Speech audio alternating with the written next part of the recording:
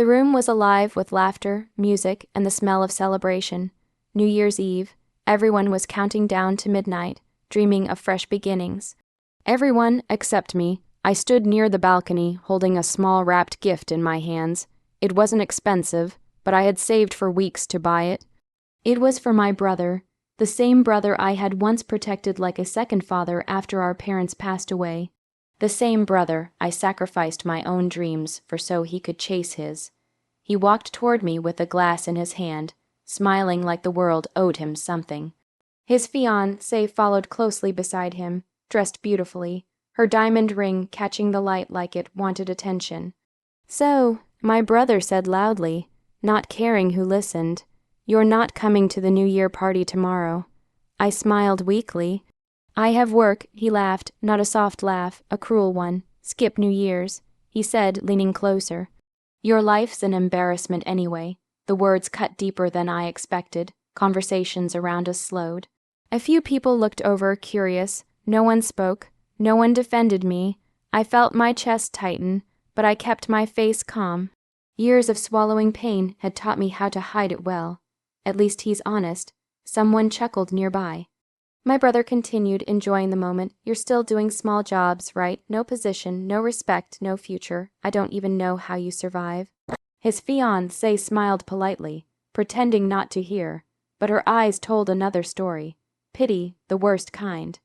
I looked at my brother and remembered the nights I went hungry so he could eat, the shoes I gave him while I wore torn ones, the dreams I buried so he could build his own, and now this. I quietly placed the gift on the table beside him. "Happy New Year," I said. He barely noticed. I walked out before midnight, before the countdown, before the fireworks painted the sky. Outside, the cold air burned my face, but it felt better than staying. I stood alone on the street, listening to distant cheers as the new year began without me. That night, I didn't cry because of his words. I cried because I finally understood something painful but necessary. Sometimes, the deepest betrayal comes from the people who watched you struggle and chose to laugh instead of lift you up. After that night, I disappeared, not in a dramatic way. No goodbyes, no explanations. I simply stopped showing up. Family gatherings, messages, invitations, I ignored them all. It was easier to be labeled arrogant or useless than to keep proving my worth to people who had already decided I had none. People talked, they always do. My brother told everyone I had given up. Some said I was jealous of his success. Others said I was lazy, unstable, lost. I let them believe it. What they didn't see were the nights I worked until my eyes burned. The cheap rented room where the heater barely worked. The stacks of rejection emails I read with clenched teeth. I failed more times than I succeeded, but failure no longer scared me. Humiliation had already done its worst. I took every job no one wanted. Late shifts, contract work, unpaid internships that promised nothing but experience. During the day I learned, at night I practiced. I taught myself skills from scratch, rewinding videos until my head throbbed, rewriting notes until my hands cramped. There were moments I wanted to quit, moments when exhaustion whispered that my brother had been right. But then I remembered his laughter, and somehow that memory pushed me forward. I stopped measuring my life by other people's timelines. I stopped waiting for approval. Instead of asking, "When will they respect me?" I asked, "What can I build with what I have?" Slowly, quietly, things began to change. A small opportunity turned into a contract. A contract turned into trust. Trust turned into something I had never owned before, confidence.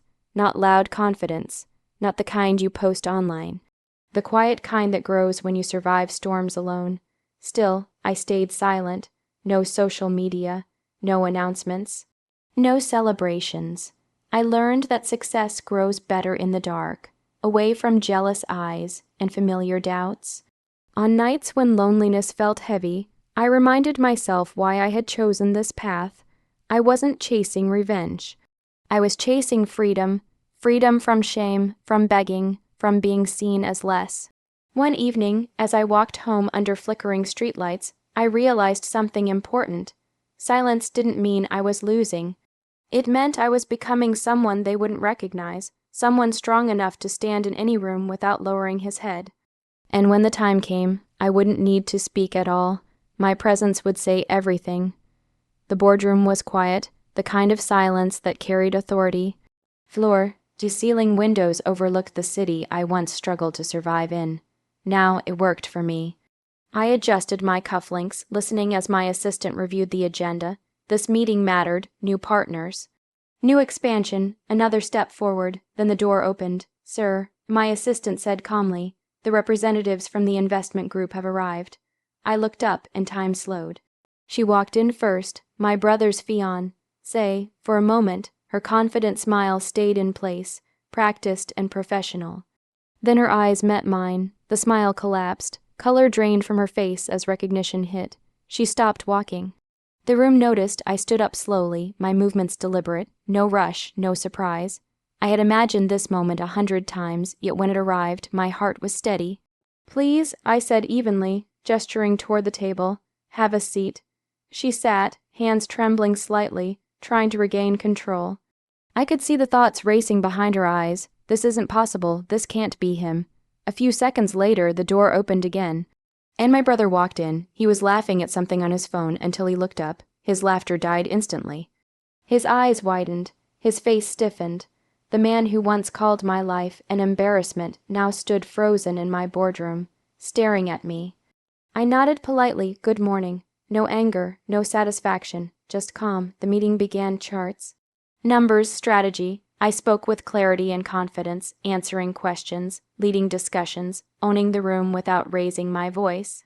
They listened. Every word I said carried weight, not because of revenge, but because I had earned it. My brother avoided my eyes. His fiancée barely spoke, nodding when necessary, gripping her pen like a lifeline. At one point, she finally met my gaze. There was something else there now, respect mixed with regret. The meeting ended successfully. Contracts signed, hands shaken. As everyone began to leave, my brother lingered behind. The room felt smaller with just the two of us. "I didn't know," he said quietly, "if I had." I stopped him with a raised hand. "You knew enough," I replied calmly. I looked around the boardroom, the table, the chairs, the skyline beyond the glass. "This is what silence builds," I said. Then I turned away, already walking back to my seat. Some victories don't need applause. They need presence.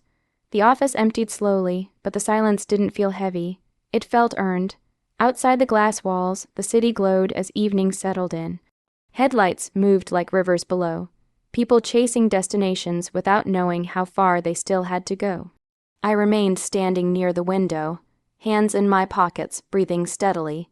Behind me, I heard footsteps. My brother, he stopped a few feet away, unsure, the same uncertainty I had lived with for years. "I was wrong," he said finally. His voice lacked the confidence it once had. "I shouldn't have said those things. I didn't know how hard you were trying." I turned to face him. For the first time in years, I didn't feel anger. I didn't feel the need to prove anything. The wound he had created had already healed, not with forgiveness, but with growth. "You didn't break me," I said calmly. "You showed me who I needed to stop living for." He lowered his eyes. "I thought success made me better," he admitted. "I see now it just made me louder." I nodded, and silence made me stronger.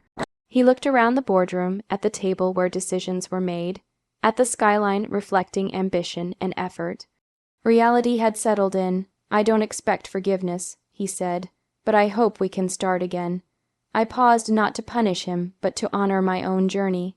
"We can be respectful," I replied, "but we can't go back. Some distances are necessary." He accepted that with a quiet breath. When he left, I sat down alone, letting the moment pass without celebration. Victory didn't feel like fireworks. It felt like peace. Later that night, the city exploded with light. Fireworks, New Year's Eve. I remembered his voice from years ago. "Skip New Year's." "Your life's an embarrassment." I smiled softly. I hadn't skipped it. I had postponed it. Standing by the window, I raised a glass of water, nothing fancy, nothing loud. "To growth," I whispered, "to becoming." The past didn't knock again. It didn't need to. I had already moved beyond it. Revenge didn't come through destruction or humiliation. It came through success with grace, and that was the kind of ending no one could take away from me.